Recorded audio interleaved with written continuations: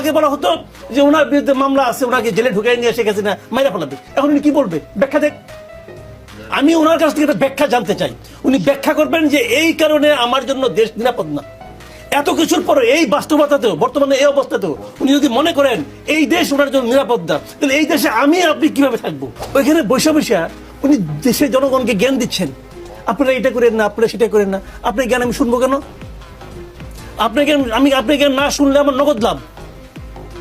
প্রত্যেকটা প্রত্যন্ত অঞ্চলে আপনি যান, আমি তো কিছু খোঁজখবর রাখিতে পাই।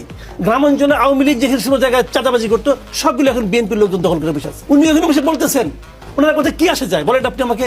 ওই লোক যে বিএনপি এখন যে চাঁদাবাজি করতেছে, ওকে ওনার কথা শুনে নিয়ে চাঁদাবাজি বন্ধ করছে? ভাই ওরা তো আল্লাহর কথাই শুনে না।赶紧进吧，在这儿。